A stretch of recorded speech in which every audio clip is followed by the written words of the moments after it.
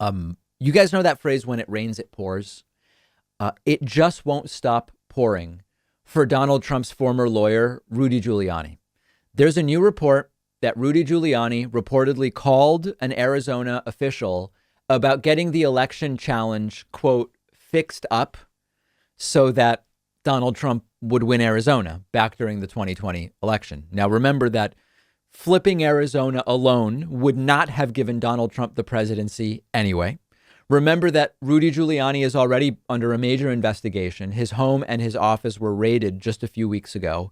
And now this, the Arizona Republic revealed on Sunday that Rudy Giuliani called the Maricopa County supervisor, Bill Gates, not the Microsoft guy, just a guy with the same name, on Christmas Eve of 2020, to introduce himself as the lawyer for Donald Trump. He left an incredible message. It's almost mafia-like about getting this situation resolved for everybody.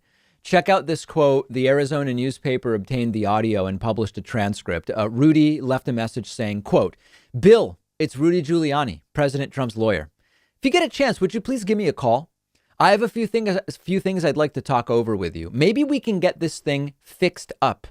You know, I really think it's a shame that Republicans sort of are both in this kind of situation. And I think there may be a nice way to resolve this for everybody."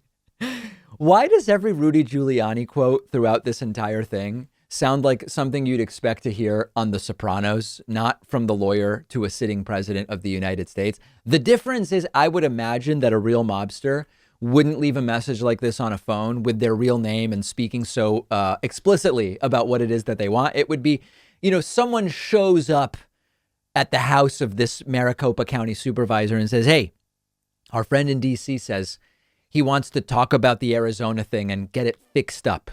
You understand? But no, Rudy just does it. He does it without any hesitation. He just does it via voicemail. And Gates has since been asked about the voicemail and said, "I never returned Rudy's call," explaining that, quote, "We don't do what is easy. We do what is right." What's scary about that is the implication that it would have been easy to just flip the results and give the state to Trump. I hope that's not what Supervisor Gates actually means here. Now, many of you have been emailing me regularly saying, how is Rudy not in jail already? There are many answers to that question. The first is, people like Rudy don't tend to go to jail. We have a two-tier justice system, and people like Rudy tend not to end up in jail or in prison. Second is that the investigation that's currently ongoing was significantly obstructed by Trump appointees to the Justice Department when Trump was president. They are now coming out and saying Biden got Rudy's home and office raided. No, actually, the investigation started when Trump was still president, and they tried to get a search warrant all the way back then. But Trump appointees in the Justice Department obstructed it and blocked it and prevented it from happening. So this all would have happened under Trump had Trump's loyalists in the Justice Department not interfered.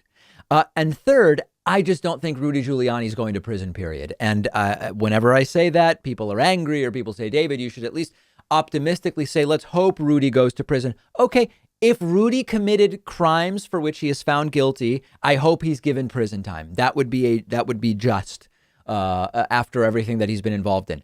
I don't believe Rudy's going to prison. I don't believe Trump is going to prison. And so I'm not going to gaslight you and tell you that I think that that's a realistic possibility. That's just what it is. If you disagree, if you think that there's some real way that Rudy Giuliani ends up in prison, and to be perfectly frank, even if Rudy's charged and doesn't plead out and is found guilty, at Rudy's age and for this type of crime, I think that once you get to sentencing, he doesn't get sent to prison anyway, even with multiple guilty verdicts. I just don't see it. Okay, if you disagree, let me know. And we're going to have more coverage of this on the David Pakman Show Instagram, which you can find at David Pakman Show. If you want to see a really wacky, and I mean weaponized, hate mail that I received last night, find it on my personal Instagram, david.pakman. All right, quick break, right back after this. If you've been watching the show, you've probably heard me talk about how much I love my Helix mattress. Well, I was really excited to hear that Helix has launched a new company called Allform, which makes premium, customizable sofas and chairs with the same level of quality and comfort that I expect from these guys. And Allform is one of our sponsors today.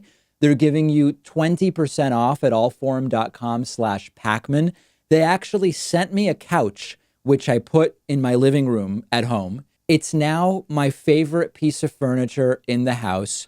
It took me just minutes to set it up. It's solidly built. It's huge. It's roomy. It has a modern minimalist design, which I love, but it's also very comfortable. Fabric is soft, clearly very high quality. It has become the focal point of my living room. Their prices are very reasonable. And when you get a new sofa or chair, you get 100 days to decide if you want to keep it. And the best part is everything comes with a lifetime warranty. Stop buying poorly made furniture. Go to customize your own Allform sofa or chair right now and get 20% off your entire order when you get there by going to allform.com/Pakman. I've also put the link right underneath this video.